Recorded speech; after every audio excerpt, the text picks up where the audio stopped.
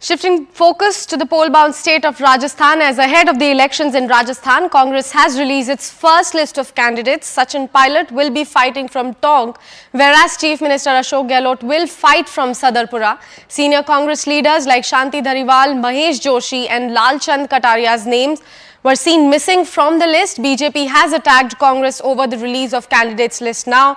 BJP has claimed that since it released its second list of candidates, Congress was forced to release its first list in Rajasthan, where only 33 candidates have been declared, whereas BJP has announced more than 120 candidates in the second list. BJP has also alleged that this shows the nervousness and division in Congress, that they are unable to announce more than 100 seats, which they had promised earlier.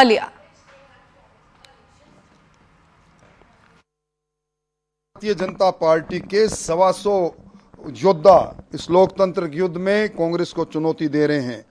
Congress दृश्य से गायब है। कांग्रेस ने एक छोटी सी सूची जारी की है, जिसमें 34-35 आदमी है, और मैं कह सकता हूं कि निश्चित तौर पर जिस प्रकार की सूची आई है, इसमें कांग्रेस को परास्त होना ही पड़ेगा। You've been an MLA from Savai Madhopur. You upset a stalwart leader to win the election. Then you became an MP and now back to an MLA election. How do you see your journey?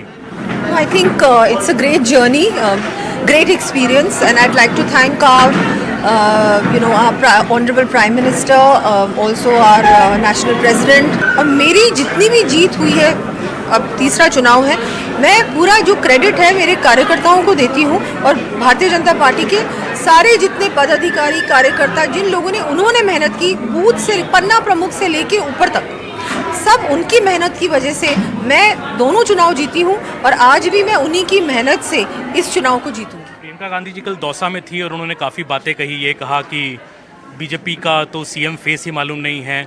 आप lawlessness को बहुत जोरदार तरीके से उठाती रही हैं against obviously against the Congress. What would you speak on the crime and law and order situation in Rajasthan?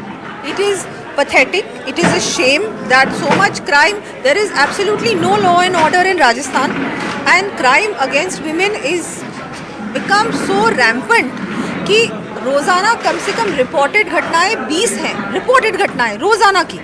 और मैंने खुद ने जाके देखा है, मैं करौली गई, मैं भिलवाड़ा गई, प्रतापगढ़ गई और भी बहुत सारी जगहों पे गई हूँ मैं, जहाँ पर इस तरह की घटना हुई है। हमारी टीम इमीडिएटली पहुँचती है और मैं आपको बताना चाहूँगी, अगर हमारी टीम नहीं पहुँचती तो वहाँ पर उनको न्याय भी नहीं मिलता, क्योंकि ये जो वहाँ का प्रशासन, वहाँ के लोकल एमएलए कांग्रेस के, वो सब इसमें कहीं ना कहीं इन्वॉल्व होते हैं।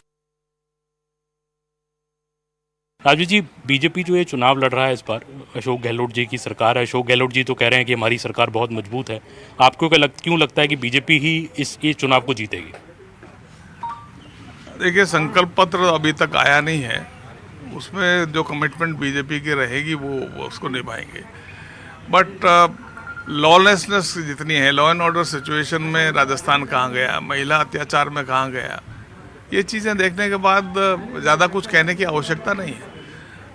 ब्लेम गेम में तो ये मास्टर हैं, लेकिन सिर्फ ब्लेम गेम से नहीं, पब्लिक को रिजल्ट चाहिए और ये रिजल्ट देने में फेल रही है। राजू जी, जब पहली लिस्ट आई तो काफ़ी इस पर प्रोटेस्ट हुआ कि आपका टिकट जो सिटिंग सीट थी वो दिया कुमारी जी को दी गई। आपको लगता है वो गिले शिकवे अब दूर हो गए? प्रोटेस्ट मैंने तो नहीं किया, वो समर्थकों से पूछो, मैंने तो किया नहीं है। पार्टी के सारे कार्यकर्ता हैं, मैं भी कार्यकर्ता हूँ। आपको लगता है आपको जो दूसरी लिस्ट में टिकट आ गया है, ये भैरव सिंह शेखावत जी की जो लेगेसी है, जो इतना बड़ा उनका कद रहा है स्टेट में, उसका भी एक तरह से सम्मान? डे वन से सम्मान तो उसी लेगेसी है, उसमें कोई I am proud of that legacy.